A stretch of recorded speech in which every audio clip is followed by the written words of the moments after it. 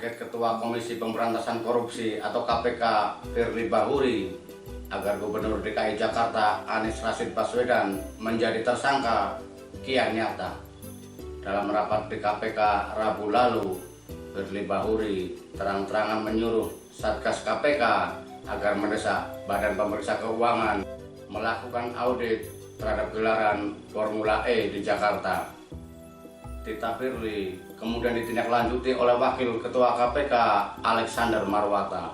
Dia mengakui telah menemui BPK untuk membahas potensi kerugian negara dalam gelaran Formula E. Betul, kami sudah berkoordinasi dengan BPK Jumat lalu, kata Alexander Marwata di KPK Senin malam. Seperti diberitakan koran Tempo, Firly Bahuri menekan Satgas Penyelidikan KPK agar menaikkan status penanganan Formula E ke tahap penyidikan. Bahkan disebut, Firly juga telah melobi Ketua BPK untuk mengegolkan keinginannya. Firly meminta agar Anies segera ditetapkan sebagai tersangka sebelum partai politik mendeklarasikannya sebagai calon presiden, ujar sumber dari unsur penegak hukum di KPK.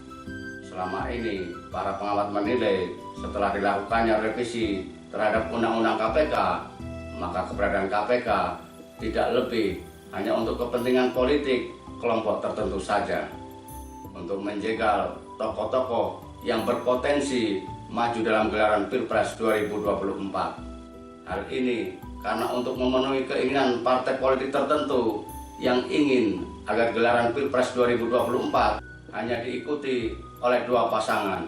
Saat ini, Anies telah dideklarasikan oleh Partai Nasdem sebagai calon presiden.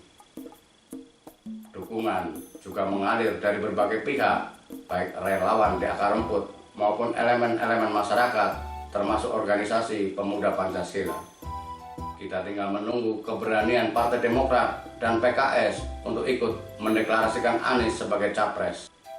Hal ini untuk mencegah skenario Pilpres 2024 hanya untuk melanggengkan oligarki yang menyokong istana dengan kebijakan-kebijakan yang menyengsarakan rakyat, seperti dalam kasus kenaikan harga minyak goreng dan pencabutan subsidi BBM sehingga melambungkan harga Pertalite, Pertamax hingga solar.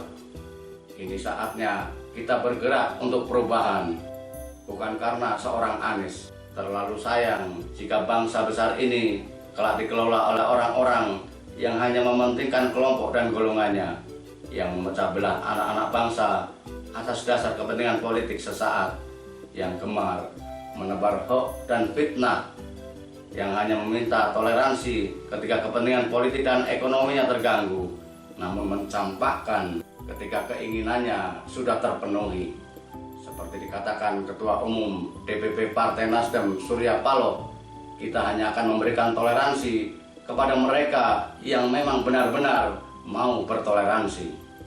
Kepada mereka yang memilih jalan fitnah dengan tebaran hoax, yang menggunakan hukum hanya demi kepentingan kelompok dan golongannya, yang gemar mencaci maki atas dasar perbedaan pandangan politik, yang menolak keberagaman dengan memanipulasi Pancasila. Mari kita lawan.